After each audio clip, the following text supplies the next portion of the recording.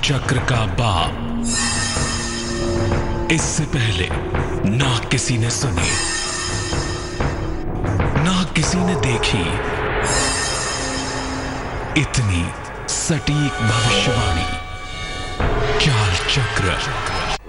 नमस्कार, बहुत स्वागत है आपका। आप देख रहे हैं चाल चक्र और मैं हूं आपके साथ शैलेंद्र पांडे। कल सुबह अर्ली इन द मॉर्निंग, बिल्कुल भोर में चंद्रमा एक विशेष प्रभाव में होगा जिसको हम चंद्र ग्रहण कहते हैं। एक ऐसा प्रभाव जो चंद्रमा को कुछ समय तक एक छाया से प्रभावित करेगा और ये प्रभाव हमारे जीवन पर भी जरूर पड़ेगा। आज बात करेंगे चंद्र ग्रहण की और आपको ये बताएंगे कि चंद्र ग्रहण कितना बड़ा मौका हो सकता है चंद्रमा की समस्याओं के समाधान करने के लिए। यानी चंद्र ग्रहण डरने वाली चीज नहीं है, ये बहुत अच्छी चीज है और इस दिन चंद्रमा की समस्याओं का आप समाधान कर पाएंगे। कैसे, वो आज कार्यक्रम में बताएंगे। चाल चक्र में क्या खास है, चलिए बताते हैं। चाल चक्र में आज आप जान पाएंगे चंद्र ग्रहण पर चंद्रमा की समस्याएं कैसे दूर होंगी, कैसे विशेष दान करेंगे उससे विशेष फायदा होगा, कौन से मंत्र जपने से चंद्रमा की मुश्किल दूर होगी और चंद्रमा के कौन से बुरे योग हैं जो जीवन में मुश्किलें पैदा करते हैं और इनको कैसे दूर किया जाए। इसके अलावा राशियों की सटीक भविष्यवाणी भी होगी और आप जान पाएंगे आज का शुभ पहर। तो बात चंद्र ग्रहण की, बात चंद्रमा की और चंद्र ग्रहण पर चंद्रमा की समस्याओं के समाधान की। लेकिन सबसे पहले आज का पंचांग। आज तिथि है माघ शुक्ल चतुर्दशी और आज ही पूर्णिमा भी रहेगी। अब चूंकि पूर्णिमा है तो चंद्र ग्रहण भी आज ही लगेगा। पुष्य नक्षत्र होगा, चंद्रमा कर्क राशि में रहेंगे। राहु काल का समय सुबह 10:30 से दोपहर 12 बजे तक और दिशा शूल की दिशा होगी पश्चिम दिशा। अगर हम ये समझना चाहें कि चंद्र ग्रहण इतना ज्यादा इंपॉर्टेंट क्यों है, वैसे तो चंद्र ग्रहण की अपनी एक महिमा जरूर है, लेकिन चंद्र ग्रहण इतना अधिक इंपॉर्टेंट क्यों हो जाता है कि जब भी चंद्र ग्रहण की बात आती है या यूं कह ले ग्रहण की बात आती है तो हम सब बड़े अलर्ट हो जाते हैं, बड़े अटेंटिव हो जाते हैं और उन ग्रहण में भी चंद्र ग्रहण को इतना ज्यादा महत्वपूर्ण क्यों समझा जाता है। आखिर क्या भूमिका है? देखिए, नव ग्रहों की अगर हम बात करें, 9 ग्रहों में सबसे महत्वपूर्ण प्लेनेट जो है, सबसे महत्वपूर्ण जो ग्रह है उसका नाम सूर्य है। सूर्य ही ज्योतिष का केंद्र भी है और सूर्य ही इस सौरमंडल का केंद्र भी है, उस पृथ्वी का केंद्र भी है जिस पृथ्वी पर हम रहते हैं। तो नव ग्रहों में सूर्य सबसे महत्वपूर्ण है और सूर्य के बाद जो सर्वाधिक महत्वपूर्ण ग्रह है वो चंद्रमा है। इसीलिए सूर्य को शरीर कहते हैं, प्राण कहते हैं और चंद्रमा को मन कहते हैं, क्योंकि एक प्राण है और एक मन है और दोनों से मिलकर ही किसी व्यक्ति का जीवन चल सकता है। तो सूर्य के बाद सर्वाधिक इंपॉर्टेंट प्लेनेट अगर कोई है तो वो चंद्रमा है। ज्योतिष की अगर बात करें तो बिना चंद्रमा के कोई गणना की ही नहीं जा सकती। जो आपकी राशियां भी निकाली जाती हैं, जो आपकी राशियों की गणना की जाती है, चाहे वो भभोग भयात से की जाती हो, चाहे वो चंद्रमा की डिग्रीज पे की जाती हो, बिना चंद्रमा की डिग्री के हम आपकी कुंडली देख ही नहीं सकते, बना ही नहीं सकते, क्योंकि राशियों की जानकारी होगी ही नहीं तो कैलकुलेशन भी नहीं होगा। इसीलिए चंद्रमा ज्योतिष में एक बहुत महत्वपूर्ण स्थान रखता है। चंद्रमा के बिना ज्योतिष की बेसिक गणनाएं नहीं हो सकती। अगर वैज्ञानिक दृष्टिकोण से देखें तो चंद्रमा गुरुत्वाकर्षण शक्ति को नियंत्रित करता है, ग्रेविटेशनल फोर्स जिसको कहते हैं, और सारी पृथ्वी के जल तत्व को नियंत्रित करता है। पृथ्वी का सैटेलाइट है, उपग्रह है, पृथ्वी के बहुत नजदीक है, तो पृथ्वी पर जो इसका प्रभाव है, जो इम्पैक्ट है वो थोड़ा ज्यादा होता है। चाहे वो ग्रेविटेशनल फोर्स की बात करें, गुरुत्वाकर्षण शक्ति की बात करें या इसकी बात करें कि पृथ्वी के जल तत्व पर किसका प्रभाव होता है, तो वो यकीनन चंद्रमा का होता है। अब चूंकि पृथ्वी का 2/3 हिस्सा जल है और मानव का शरीर 70% जल है और चंद्रमा जल तत्व को प्रभावित करता है, इसीलिए चंद्रमा की वजह से आपके मन की स्थितियों में बदलाव होता है, क्योंकि आपका शरीर का 70% हिस्सा चंद्रमा के ही अधीन है, चंद्रमा के ही पास है। पृथ्वी के सर्वाधिक निकट होने की वजह से पृथ्वी को सीधे तौर से प्रभावित करता है ये। आप देखिए, पूर्णिमा पर समुद्र में ज्वार भाटा आता है, उसका कारण यही है कि चंद्रमा की जो ऊर्जा है, चंद्रमा की जो ताकत है, वो पृथ्वी के जल तत्व को प्रभावित करती है। इसीलिए चंद्रमा बहुत नजदीक होने की वजह से पृथ्वी के साथ सीधा कनेक्टेड है और चंद्रमा पर घटने वाली हर छोटी बड़ी घटना पृथ्वी पर असर डालती है। चंद्रमा पे ग्रहण लग जाए, चंद्रमा पे भूकंप आ जाए, चंद्रमा के मूवमेंट में कोई परिवर्तन हो जाए या चंद्रमा पर कैसी भी घटना घटे तो उसका प्रभाव पृथ्वी पर पड़ेगा। डायरेक्ट दोनों का कनेक्शन है ही, पृथ्वी का और चंद्रमा का। और इसीलिए चंद्रमा चूंकि पृथ्वी की ऊर्जा को प्रभावित कर रहा है, इसीलिए चंद्रमा पर कोई भी घटना घटे, अच्छी या बुरी, उसका सीधा असर पृथ्वी के ऊपर पड़ता हुआ दिखाई देता है। और ग्रहण जैसी जो घटना है, ग्रहण तो एक बहुत बड़ी घटना है, इसलिए ग्रहण जैसी जब कोई बड़ी घटना घटती है तो इसका प्रभाव भी जरूर पड़ता है, इसका इंपैक्ट भी डेफिनेटली पड़ता है, निश्चित पड़ता है, क्योंकि ग्रहण तो एक बड़ी घटना है ना। और इतनी बड़ी घटना अगर चंद्रमा पर घटेगी तो उसका प्रभाव पृथ्वी पर पड़ेगा ही। अब जिस चंद्र ग्रहण की हम बात कर रहे हैं वो दरअसल मामला, अगर हम अंग्रेजी कैलेंडर से देखें तो कल अर्ली मॉर्निंग का मामला है, और अगर हिंदू पंचांग से देखें तो चूंकि सूर्योदय नहीं हुआ है तो आज लेट नाइट का मामला है, लेकिन अंग्रेजी कैलेंडर के हिसाब से कल अर्ली मॉर्निंग का मामला है। अब इस चंद्र ग्रहण की विशेषताएं क्या हैं, क्या क्या इसकी खूबियां हैं? देखिए, ये चंद्र ग्रहण खंड छाया चंद्र ग्रहण है। जिस चंद्र ग्रहण में छाया हो लेकिन वो भी खंडित हो, बहुत नॉमिनल हो, बहुत मिनिमम हो, उस चंद्र ग्रहण को खंड छाया चंद्र ग्रहण कहा जाता है और वही चंद्र ग्रहण ये दिखाई देता है। इस ग्रहण में चंद्रमा पर बहुत हल्की सी छाया होगी, बहुत नॉमिनल सी छाया होगी, कुछ समय के लिए होगी, लेकिन होगी जरूर। अब छाया होगी चंद्रमा के ऊपर, इसलिए निश्चित रूप से इसको आप ग्रहण कहेंगे। ये जो ग्रहण है ये भारतीय समय के हिसाब से 11 फरवरी को सवेरे 4:04 पे आरंभ होगा। 11 फरवरी को कल सुबह 4:04 पे चंद्र ग्रहण शुरू हो जाएगा। सुबह के 6:13 पे ये मैच्योर होगा, ये कंप्लीट होगा, और 7:03 पे इसका समापन हो जाएगा। यानी 4:04 पे ये ग्रहण शुरू होगा, उसके बाद 6:13 पे मिड में आएगा और तकरीबन 7:03 पे ग्रहण समाप्त हो जाएगा। ये जो चंद्र ग्रहण है, चंद्रमा उस समय कर्क राशि में होंगे और सिंह की तरफ मूव कर रहे होंगे, तो ये चंद्र ग्रहण कर्क और सिंह राशि के मध्य लगेगा। ज्यादातर पार्ट कर्क का होगा, लेकिन सिंह का भी कुछ हिस्सा इसमें शामिल होगा ही होगा। चंद्रमा इसमें राहु के निकट होंगे, और राहु के एकदम साथ में तो नहीं होंगे, राहु के बगल वाले खाने में होंगे, इसीलिए राहु को छाया ग्रह कहते हैं। और जब राहु का प्रभाव होता है तो एक छाया सी बन जाती है। तो चंद्रमा का जो ये ग्रहण है ये बेसिकली आभासी ग्रहण है, छाया ग्रहण है, खंड छाया कह भी रहे हैं, और ये राहु के निकट होने की वजह से एक छाया का आभास होगा। चंद्रमा पर सूर्य और बुध की दृष्टि भी होगी।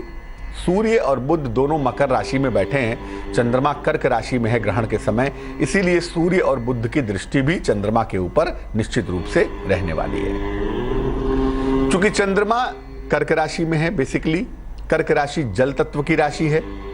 मंगल जो कि मूलतः सबसे अधिक मजबूत ग्रह इस पृथ्वी का माना जाता है, मंगल भी जलचर राशि में है। बृहस्पति की दृष्टि भी जलीय राशि पर दिखाई दे रही है, मीन पर भी है, कर्क पर भी है। इसीलिए इस ग्रहण में जल तत्व की प्रधानता होगी। ग्रहण में अलग अलग एलिमेंट लीड करते हैं, किसी में पृथ्वी तत्व, किसी में आकाश तत्व, किसी में जल तत्व और किसी में अग्नि तत्व। इसीलिए जल तत्व की प्रधानता होगी इस ग्रहण में। इस ग्रहण में जल का कंपोनेंट ज्यादा होगा। अब चंद्रमा का ग्रहण है, आप लोग परेशान हैं, ग्रहण में ये ना करो, ग्रहण में वो ना करो, ग्रहण में इधर ना जाओ, ग्रहण में इधर ना जाओ। पहले बता दूं कि ग्रहण का कोई ऐसा स्पेसिफिक असर नहीं है, क्योंकि एक तो ये जो ग्रहण है ये बहुत स्लाइट है। चंद्रमा पे जो छाया पड़ेगी, चंद्रमा की जो छाया है वो हमेशा याद रखिए कि वो इतनी कम होगी कि चंद्रमा की अपनी रोशनी से भी कम होगी, इसलिए छाया के दर्शन भी नहीं होंगे। ग्रहण तो है, लेकिन जब छाया के दर्शन ही नहीं हो रहे हैं तो किसी तरह के सूतक मानने की, किसी तरह का परहेज करने की कहीं कोई आवश्यकता नहीं है। कोई भी सूतक, कोई भी परहेज आदि के पालन करने की जरूरत आपको बिल्कुल भी नहीं है, और किसी भी शुभ कार्य को रोकने की आवश्यकता भी नहीं है। हाँ, इतना जरूर है कि चंद्र ग्रहण तो है ही ना, इसीलिए चंद्रमा आपकी समस्याओं को ग्रहण करेगा और निश्चित रूप से आपकी समस्याओं को ग्रहण करके आपको मुश्किलों से मुक्त कर देगा। तो ये बात बड़ी महत्वपूर्ण है कि चंद्र ग्रहण जो है उसमें खंड छाया ग्रहण है और छाया के भी बहुत दर्शन तो होंगे नहीं, तो चंद्र ग्रहण बहुत विजिबल नहीं होगा। अब चूंकि विजिबल ही नहीं होगा, इसलिए ये हम नहीं कह सकते कि आप किसी सूतक के नियमों का पालन करिए या किसी काम को रोक दीजिए या ये बड़ा अशुभ है, लेकिन चंद्र ग्रहण तो है ही।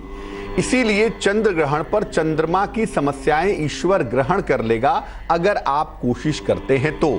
और चंद्रमा की समस्या अगर जिंदगी में होती है तो डेफिनेटली निश्चित रूप से व्यक्ति को मानसिक समस्याएं परेशान करती हैं और अलग अलग कॉम्बिनेशन से चंद्रमा की समस्याएं बनती हैं। अब ये जानते हैं कि कल चूंकि चंद्र ग्रहण का बड़ा दुर्लभ मौका है, कैसे इस मौके पर चंद्रमा की समस्याओं को दूर करें।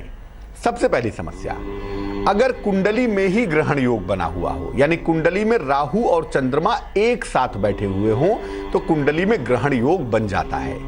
अगर कुंडली में ग्रहण योग हो तो व्यक्ति को जीवन में मानसिक मुश्किलों का भयंकर सामना करना पड़ता है, काल्पनिक समस्याएं उसको परेशान करती हैं। क्या करना चाहिए? ग्रहण काल में स्नान आदि करके शुद्ध हो लीजिए। ग्रहण मैंने पहले बताया 11 फरवरी को अर्ली मॉर्निंग भोर में 4:04 से 7:03 तक तकरीबन 3 घंटे का यह समय होगा। तो आप नहा वहा के शुद्ध हो जाइए, वस्त्र आदि बदल लीजिए और इसके बाद भगवान शिव को या तो एक रुद्राक्ष अर्पित कर दें लाल धागे में डाल के, या रुद्राक्ष की माला अर्पित कर दें। जो भी आपके लिए सूटेबल हो, जो आपको आसानी से उपलब्ध हो, वो आप भगवान शिव को अर्पित कर दीजिए। इसके बाद उनके सामने बैठकर मंत्र का जप करिए। मंत्र होगा ओम चंद्रशेखराय नमः, ओम चंद्रशेखराय नमः। इस मंत्र का कम से कम 108 बार जप करें और जपना चाहें और जप कर लें। इसके बाद भगवान से प्रार्थना करें कि प्रभु मेरे जीवन में जो ग्रहण लगा हुआ है, चंद्रमा का जो ग्रहण मेरे जीवन में है, प्रभु इसको दूर कर दो। रुद्राक्ष को गले में धारण कर लीजिएगा, अगर एक दाना है तो भी और अगर एक माला है तो भी इसको लंबे समय तक पहने रखिएगा। धीरे धीरे धीरे धीरे जो कुंडली में ग्रहण योग के कॉम्बिनेशंस बने हुए हैं वो निश्चित रूप से दूर हो जाएंगे।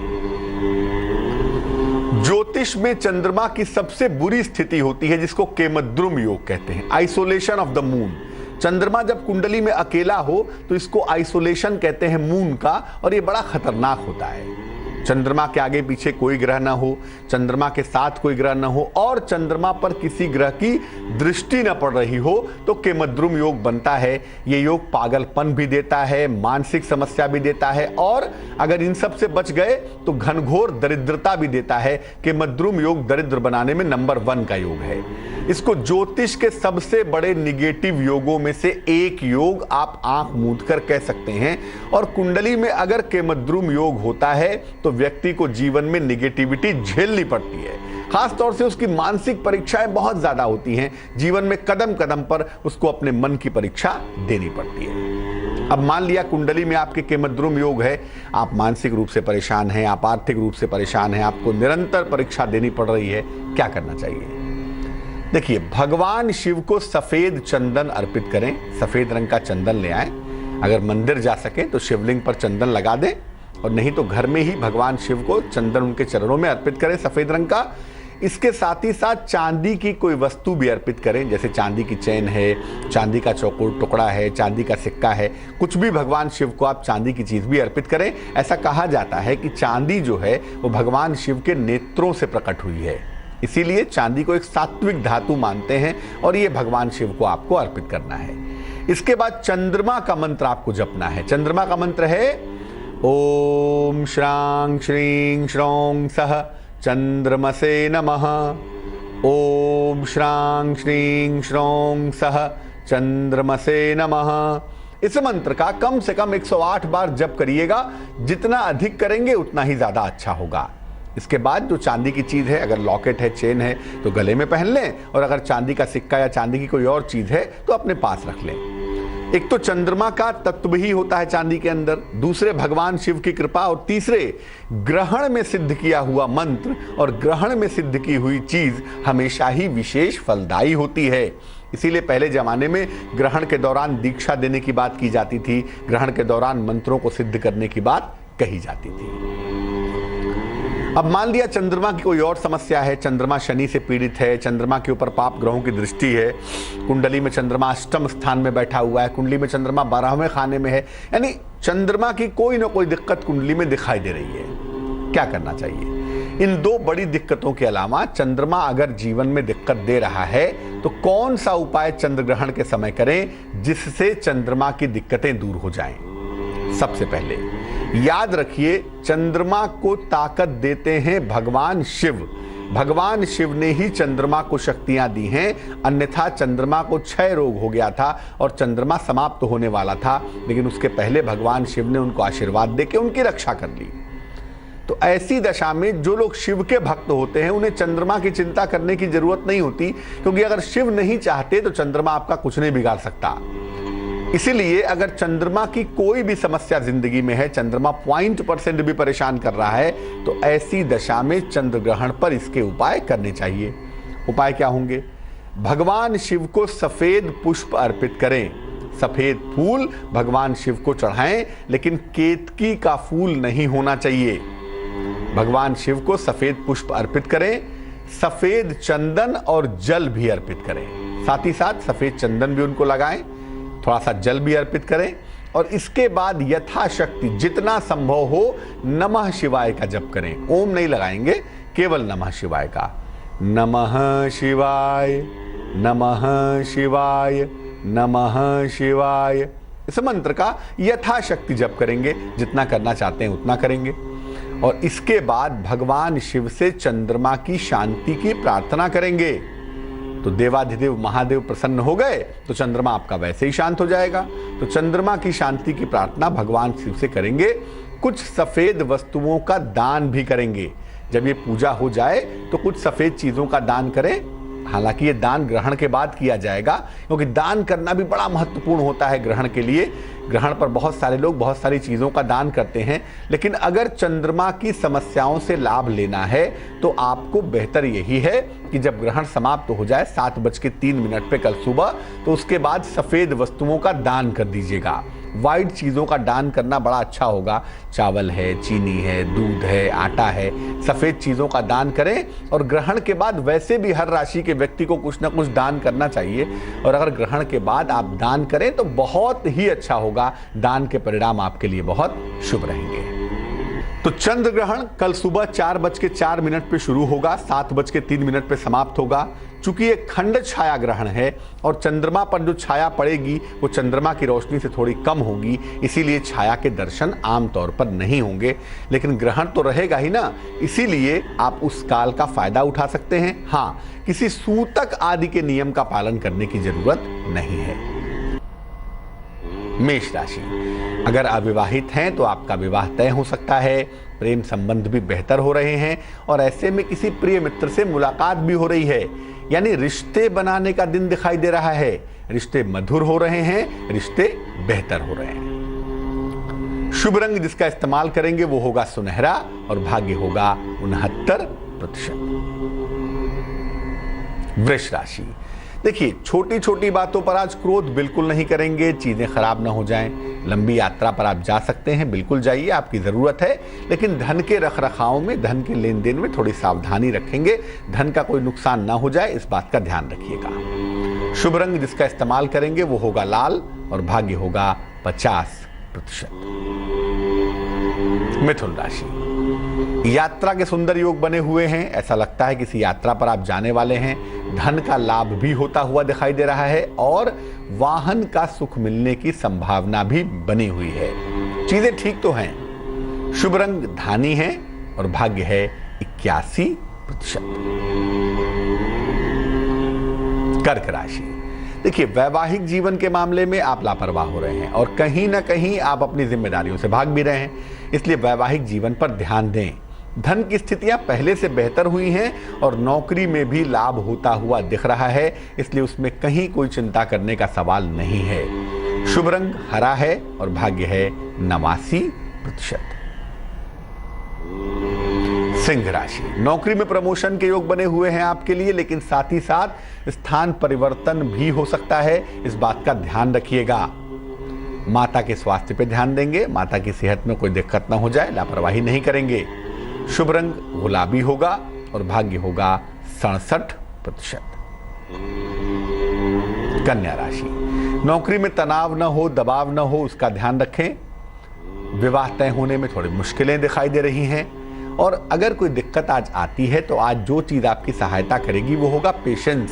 संयम से, धैर्य से काम लें। आज बहुत जोश में आके कोई डिसीजन मत ले बैठिएगा, चीजें खराब ना हो जाएं। शुभ रंग सफेद है और भाग्य है 54%। तुला राशि, संतान के योग में थोड़ी सी दिक्कत दिखाई दे रही है, हो सकता है कोई मेडिकल प्रॉब्लम हो। माता का स्वास्थ्य भी बहुत अच्छा नहीं दिख रहा, उसका भी ध्यान रखिए। लेकिन हाँ, दोपहर के बाद अगर कोशिश की जाए तो आज आपके रुके हुए काम बन सकते हैं। शुभ रंग क्रीम है और भाग्य है 82%। वृश्चिक राशि, यात्रा के योग दिखाई दे रहे हैं, पारिवारिक स्थितियों में सुधार दिख रहा है और बड़ा पैसा मिल रहा है भाई, बड़ा धन लाभ होता हुआ दिख रहा है। शुभ रंग जिसका प्रयोग करेंगे वो होगा पीला और भाग्य होगा 67%। धनु राशि, सेहत का बहुत ख्याल रखें। संतान प्राप्ति के योग भी लगातार बने हुए हैं और धन का लाभ होता हुआ भी आपको दिखाई दे रहा है। शुभ रंग नारंगी होगा और भाग्य होगा 58%। मकर राशि, कारोबार में लाभ होता हुआ दिखाई दे रहा है, लगता है कोई मार्केटिंग करेंगे, कोई खरीदारी करेंगे। मान सम्मान मिलने के भी योग बने हुए हैं। शुभ रंग नीला है, ब्लू है और भाग्य है 49%। कुंभ राशि, एक्वेरियस, पारिवारिक मामलों में सफलता मिलती हुई दिखाई दे रही है, नया कार्य करने का अवसर भी मिल रहा है और संतान पक्ष से शुभ समाचार मिल रहा है। दिन आपका अच्छा है भाई। शुभ रंग आसमानी और किस्मत भी काफी है, भाग्य है 90%। मीन राशि, उपहार का, मान सम्मान का लाभ मिलेगा। सेहत का बहुत ख्याल रखें। धन का इन्वेस्टमेंट ना करें, क्योंकि पैसा इन्वेस्ट करना आपके लिए दिक्कत का काम इस समय हो सकता है, पैसा फंस सकता है। शुभ रंग बैगनी और भाग्य होगा 64%। तो चंद्र ग्रहण का मौका, जैसा मैंने पहले भी बताया कि सुबह 4:04 से 7:03 तक कल सुबह सुबह रहेगा। इस चंद्र ग्रहण के दौरान आपको भगवान शिव की पूजा करनी चाहिए और चंद्रमा संबंधी अगर कोई समस्या है तो उसके समाधान का प्रयत्न करना चाहिए, उसके समाधान की कोशिश करनी चाहिए। लेकिन ये भी याद रखिए कि चंद्र ग्रहण के बाद दान जरूर करना चाहिए। कौन सा दान, वो बताएंगे।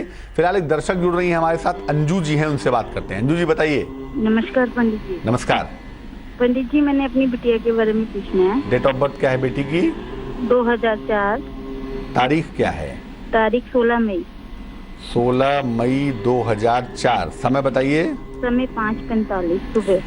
कहाँ पे जन्म हुआ है? दिल्ली में। क्या जानना चाहती हैं बेटी के बारे में? पढ़ाई के बारे में जानना, कमजोर है पढ़ाई में। क्या दिक्कत करती है पढ़ाई में? वो याद तो उसे रहता है पर पेपर में कुछ नहीं करती है। एक तो आपकी बच्ची भी बहुत छोटी है, बहुत जल्दी परेशान हो गई है। कुंडली आपकी बेटी की बनती है वृष लग्न की, राशि बनती है मीन। जो शिक्षा का मालिक है इस कुंडली में, एक तो सूर्य है, दूसरा बुध है। बुध कुंडली के 12वें खाने में है, सूर्य स्वयं लग्न में बैठा हुआ है। लेकिन बृहस्पति 4थे खाने में चला गया, जो शिक्षा में थोड़ी बाधाएं उत्पन्न कर रहा है, कंसंट्रेशन की प्रॉब्लम दे रहा है। कहीं ना कहीं इस कुंडली में एकाग्रता की समस्या दिखाई दे रही है। तो एकाग्रता की समस्या भी है, थोड़ी चंचलता भी है, दोनों ही मिलकर थोड़ी मुश्किलें बढ़ा रही हैं। बट बच्चे का भविष्य ठीक है और ऐसा कुंडली कह पा रही है, ऐसी संभावना दिख रही है कि ये बच्चा एजुकेशन के या टीचिंग सेक्टर में जाएगा, शिक्षा क्षेत्र में या बैंकिंग के क्षेत्र में जाने की संभावना दिखाई देती है। अब अभी अगर कॉन्सेंट्रेशन ठीक करना चाहते हैं तो उसके लिए एक रत्न आता है, उसका नाम है मैलाकाइट। एक मैलाकाइट नाम का रत्न, 6-7 रत्ती का मैलाकाइट, चांदी के लॉकेट में, काले धागे में, बुधवार को शाम को इनको गले में पहना दीजिएगा। उससे एक तो आंखें ठीक रहेंगी, दूसरा ऐसा मुझे लगता है कि थोड़ा पेट भी ठीक नहीं रहता है तो उससे पाचन तंत्र भी ठीक होगा, और तीसरी बात यह है कि उससे थोड़ी सी गंभीरता आएगी, थोड़ा ठहराव आएगा। लेकिन बच्ची अच्छी है, कोई बहुत चिंता करने की जरूरत इस कुंडली में नहीं दिखाई देती है। एक दर्शक जुड़ रही हैं हमारे साथ, नीरू जी हैं, उनसे बात करते हैं। नीरू जी बताइए। हाँ जी जी।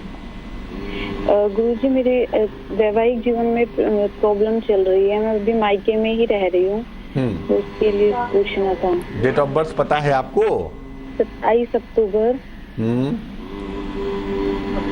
1980। 1980। समय बताइए। 2:30 बजे दोपहर को गुरुजी, गुड़गांव में।